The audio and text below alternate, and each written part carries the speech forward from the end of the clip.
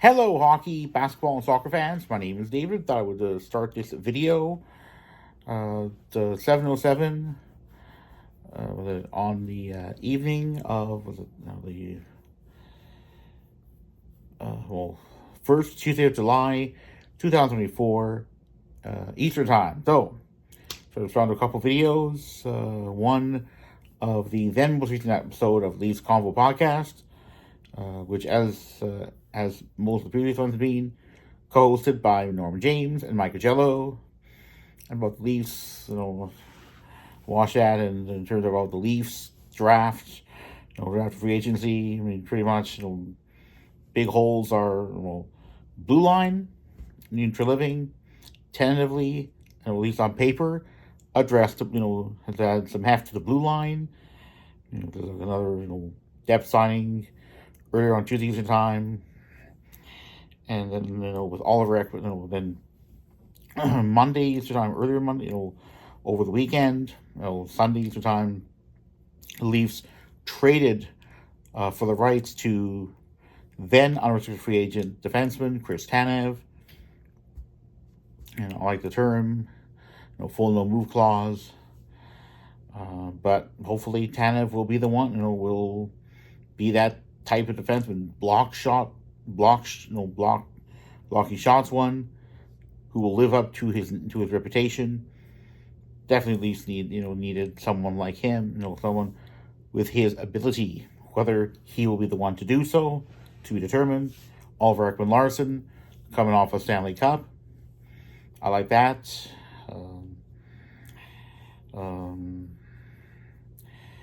gonna go to another video of Mike Bartner about off season as of earlier on this Tuesday Eastern Time. And he classified the Canadian NHL teams into 5 tiers: great being the highest, good being the second highest, solid being the third highest, bad being the second lowest, and bad being, the worst. So we're going to get to that, get to Mike Barton's video in a moment, but first, more of Leafs convo. And in terms of what the Leafs need to address, so the blue line, tentatively, looks better on paper than a lot of previous seasons during the salary cap era. Whether Bradford Living made enough of the right moves, still to be determined.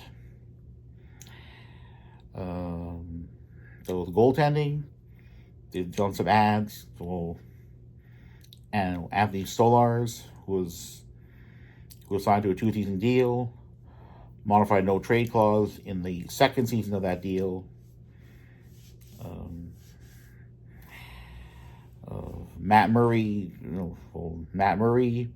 brought back on a 1-season deal, near league minimum, sub $1 million US.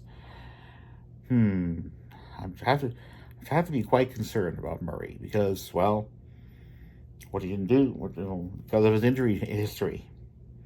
Hopefully, Murray will, nicknamed by some as Murdog, will start in the Toronto Marlies and work his way up. Whether that'll happen, that'll be on Treliving to do. I mean, I'm not as confident in Murray as in Martin Jones. But again, considering that last season, Ilya Samsonov was so often a sieve, including in games 1 and 4, and even when he allowed in each of them multiple ugly goals of that playoff series against the Bruins, I was not happy with him. Not happy with Sammy, but it's a relief that he's no longer with the Leafs. He signed with Vegas Golden Knights, but we'll see what happens. A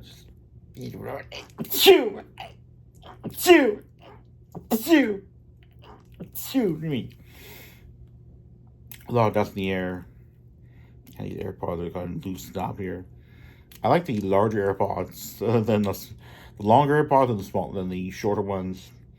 Shorter ones need to come out of my ears a lot of times. So I just keep trying to stick them in. So All right, so what I'm going to do is just I'm going to record this video. I turn off other devices and Apple devices around me, hoping that the AirPods would, hoping to connect these particular AirPods to this particular device. So yes, so thought I would do, so Leafs when it comes to the goaltending, I'm uncertain about the stamina, not so much about the terms, but the stamina. Murray was injured, got injured a lot during the 2022-23 NHL season.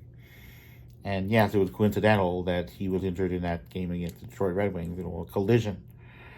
But as opposed to his own, as opposed to just generally injury proneness. But I mean, exactly. But his injury history meant that the Leafs could not use him for the postseason, for the subsequent postseason. And as far as I'm aware, he has yet to play an NHL game following that one in April 2023 against the Detroit Red Wings.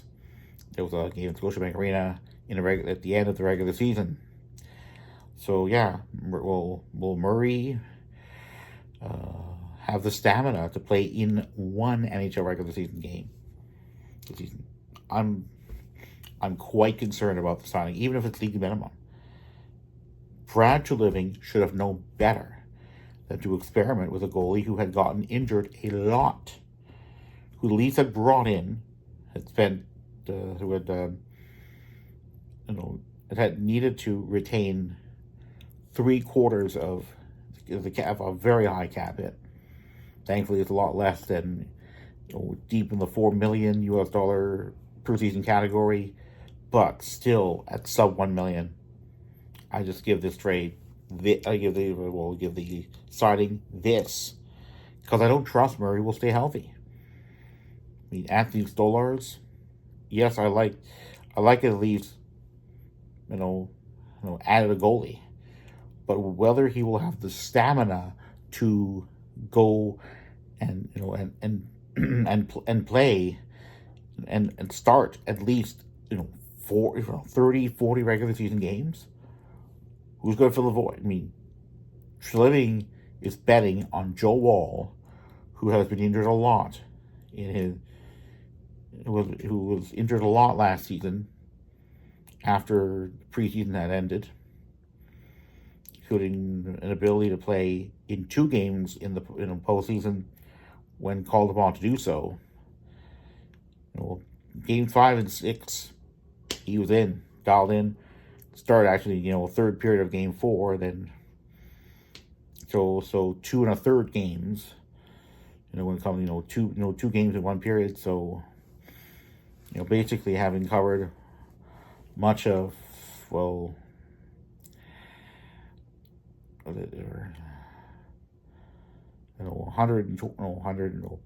100 minutes of ice time, and he allowed just 1 goal. So it's commendable. That said, and yes, Samsonov did in that last game kind of make the case for another NHL team to bet on him during this coming season. And yes, he allowed another goal in my view in Game 7, but because he'd allowed multiple other goals in 2 other games in the postseason, I said, okay, maybe it's time for Sammy to just walk around the team. Which is what he did. Nathan Murdoch, or goes by Gravita on YouTube, claimed that Sammy would sign with the San Jose Sharks. Expressed on Twitter my hope that Sammy would not get the 10 goal for the Leafs, and at least that respect, that's been taken care of. But goaltending, I still have some serious question marks. And I also think of, let's see here. Yeah, I have a serious question marks about that. I also, goaltending, the bottom 6 forward group does not look great either. With Pontus Holmberg, Connor Dewar, Ryan Reeves, Calle Yarncrook. Was that 5th? All right, so Calle Yarncrook, Ryan Reaves, David Kampf. Yeah, so yeah, those 5. I'm not enthused. I hope Treliving will fix the bottom 6 forward group. And I mean, there's Mitch Marner. Where's Marner going to go? Yes, I can understand that Marner, like Matthews, Nylander, Morgan Riley, and John Tavares, has a full no move clause that is in effect for this season. But that doesn't mean a player is untradeable. It's a question of if the Leafs can encourage Marner to waive that no move clause. How's that going to happen? I don't know. I'm not very confident that that's going to happen, even with limited cap space the Leafs have to address that bottom 6 forward group. So Living's still got to do that. How's he plan to do that?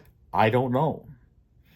Maybe it'll have to be via trades, after this particular week, or even after the regular season has begun. I don't know how that's going to happen, but off season is kind of for the Leafs.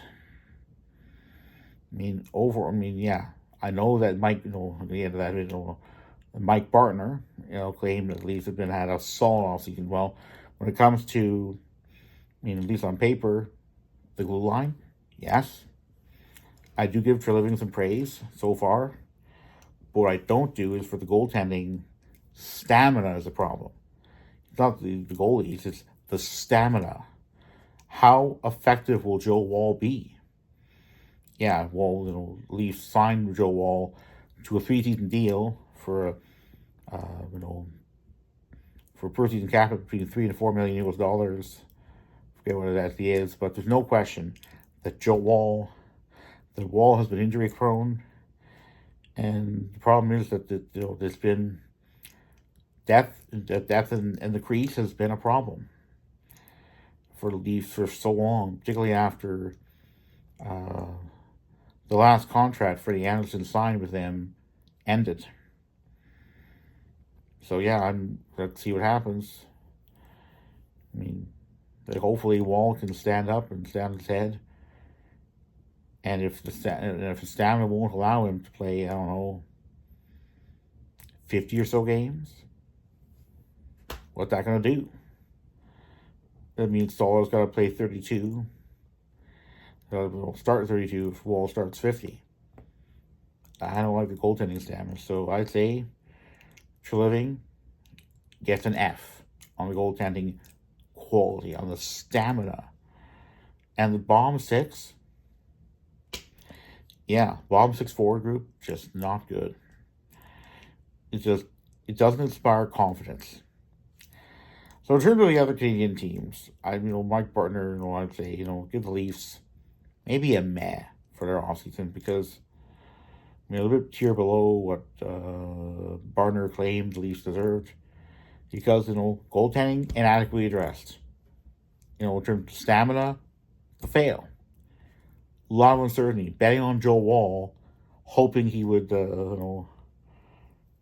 going on be able to start so many games that have about more perhaps more stamina than I'm concerned he may have.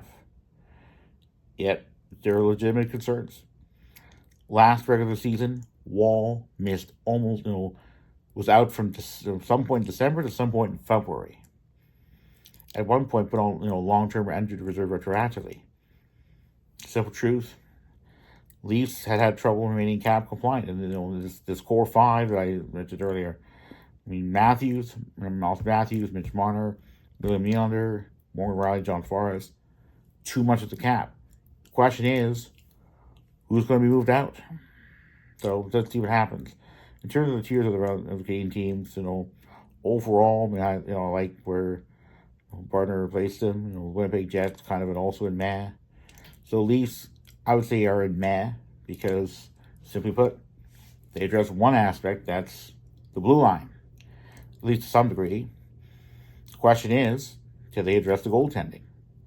Well, the way they do it, with betting on Joe Woll being that starter, I have to be concerned because of the stamina. I mean, signing Martin Jones would have been prudent. I hope that Treliving will fix the goaltending to some degree. Maybe, re-sign Martin Jones. But I don't know what's going to happen because, Treliving gets an F for the depth or the stamina. Because among goalies in the minors, Keith Petruzzelli, who last season played any given regular season or playoff game for the Toronto Marlies, didn't get a qualifying offer from the Leafs. And so it's not maybe because it would have been significantly higher if he had, and Leafs and perhaps really hadn't want to go through arbitration again. Because Petruzzelli had been eligible, would have been eligible to exercise arbitration rights had he from the Leafs or to whatever NHL team to which the Leafs traded him, had he been traded, extend him a qualifying offer. So let's see what happens if Petruzzelli can find another NHL team for which to play. I'm not sure what's going to happen, but there's no question that the goaltending has to be better addressed. There's still time to do it this offseason, but I'm not confident Treliving will do that. Let's see what it goes. Let's see what happens. And when it comes to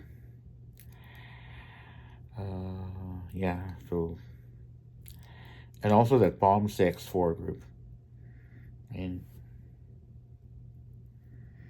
when I think of that April 2020 episode of CTV Toronto's Breakfast TV, with Sid Cicero having claimed on that episode that had come just hours after the Raptors had blown a multi-point lead in a play-in game against Chicago Bulls to determine which of those two teams would, having respectively placed 9th and 10th in the Eastern Conference, advance to a second play-in game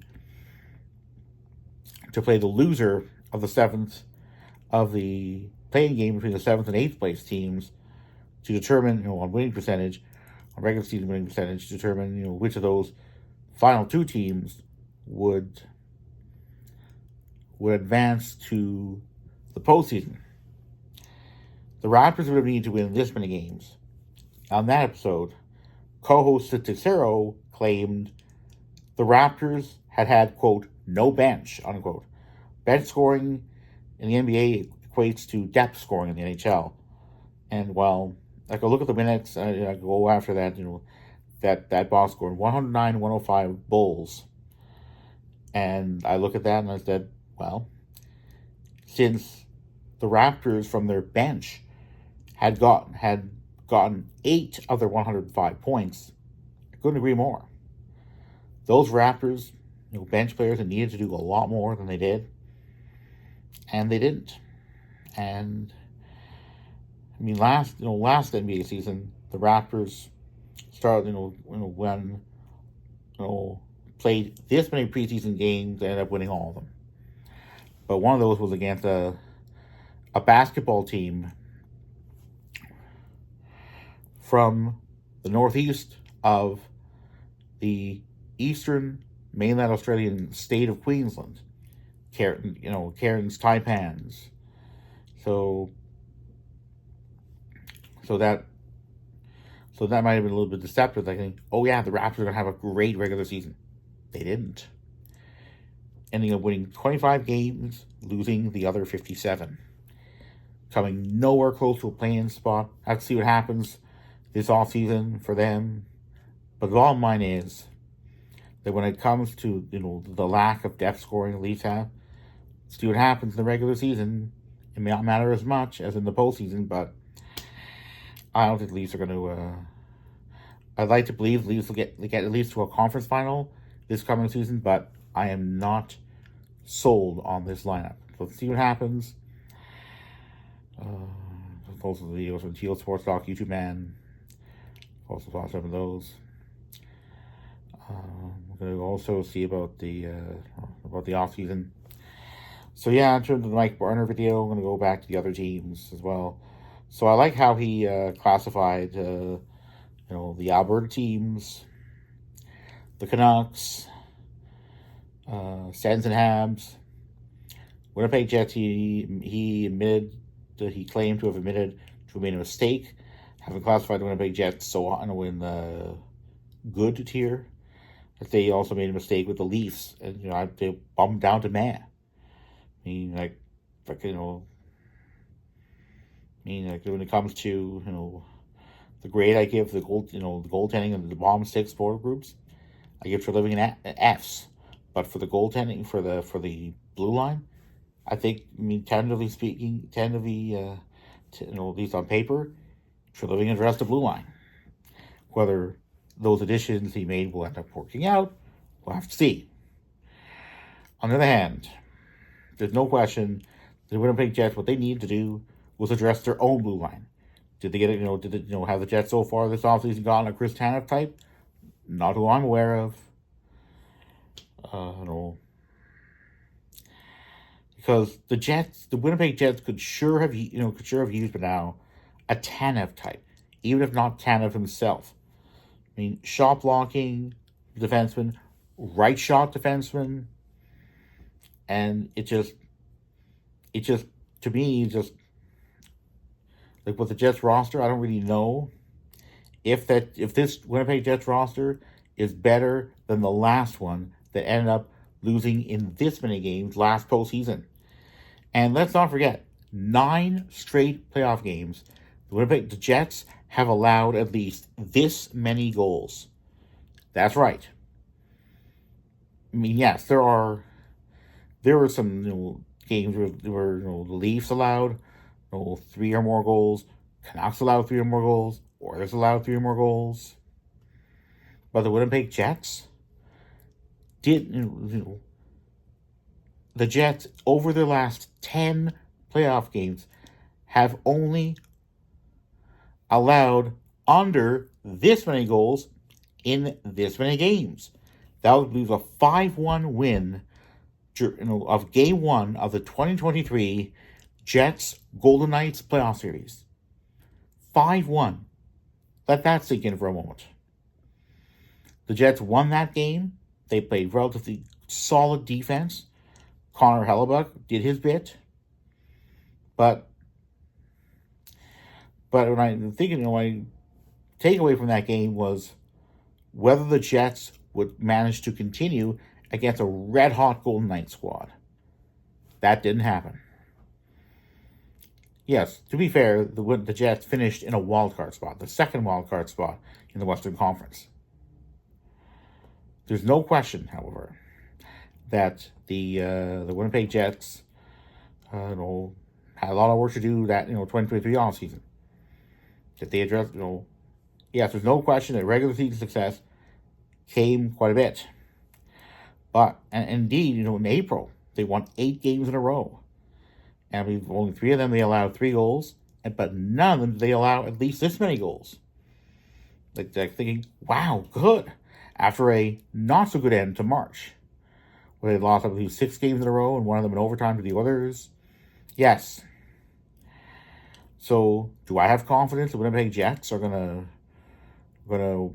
do any better in their 2025 opening round playoff series? I don't. Because, yes, they had problems. The Jets had problems scoring, indeed. The Jets did not score 3 or more goals in any of games 2 to 4 of the April-May of last spring's Avs-Jets playoff series. Jets finished in second place in the Central Division. The Avs finished in third, but it looked like the Jets had finished in a wild card spot after all been said and done. In the second, same finish as the season before that. In the second wild card spot in the Western Conference. Finished in second, but sure didn't look like that come playoff time. Figuratively speaking, the Avs made mincemeat out of the Jets. Indeed, in all but Game 1. And, game one was close. 7-6 in regulation, win by Winnipeg Jets. But allowing 6 goals is just screams disaster. And how can I not classify the most recent Jets season as other than a disaster? Well, yeah. So the Jets ended up with the highest number of points in regular season among Canadian teams. What did that give them? Diddly squat. Kind of remind me of the Leafs during their 2021 North Division stint. 77 points over 56 games, the highest number. What happened when it comes to playing playoff time? Lost in 7 to the Habs, ended up being being beat by the Habs. I believe it was 3-1 in Game 7. Yeah, the Leafs did not come close in Game 7 to winning that series. But the Jets didn't come close in their final game of their most recent series either. They've been behind 3-2 in the second period of that last game. I think more in a YouTube short video about that. They've been 3-2 behind 3-2. I believe it was 3-2 at the end of the second period. But what happened? Yes, the Jets would tie things up, I believe, early in the third period, and then the Avs went to town. And that was it. Winnipeg Jets season was finished. I'm not sure if it was early on the morning of the 1st of May Eastern time, but it's pretty close. I mean, they lasted 5 games. And that 5th game wasn't even close. Yes, arguably the Jets scored 2 more goals in that game, in the Leafs, in Game 7 of the 2021 Habs-Leafs playoff series. But what did the Jets do? They allowed 3 more goals than those Leafs did.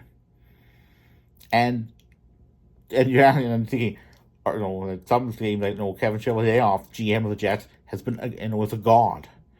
As far as I'm aware, Ken Holland, he's no longer Edmonton Oilers GM. He retired already, and Holland was the last, I believe, is the the second last GM of a Canadian NHL team whose tenure started before the 2019-20 season. Kevin Cheveldayoff is now the only Canadian NHL team GM whose tenure started before the 2019-20 season.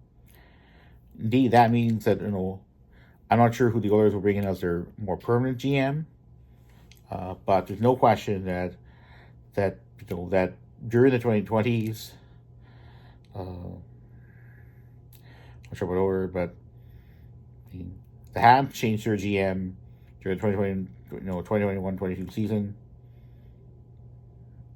Yeah, that's right. Yeah. The Canucks fired. The Habs changed their GM, at least on an interim basis. Late November 2021 Eastern time. Then early December 2021, the Canucks changed their GM on an interim basis, and the appointments made in January for each of those teams. So Habs and Canucks. So Jay Dares. So that's 2 already down. 2000, May 2023, the Flames and Leafs changed their respective GMs with the appointments of Craig Conroy to replace Brad Living, who had resigned as Flames GM a bit earlier that spring, and then Brad Living himself, having replaced Kyle Dubas, who himself had been fired. And then the second most recent replacement of a Canadian team GM, well, we have Pierre Dorion, who had been GM of the Sens from the 2016-17 season onward, but only up to and including the early November of last year. So that's 5 Canadian team GMs changed in the span of under 24 months. And, have the Oilers changing their own GM to who knows. So that means, Kevin Cheveldayoff, But his legacy. So yeah, so the Jets have reached a conference final this many times since their move from Atlanta. So was it? I forget what June 2011 I believe was. Chevy was appointed, and what has Chevy done since then? So okay, so gone to one conference final and one other playoff series win, and that other playoff series win was a 2021 sweep of the Edmonton Oilers during a North Division semifinal. Yeah, so there were 7 Canadian teams, 4 of which qualified. And then the Jets were swept by the Habs in the following playoff series. So there you go. Not very, So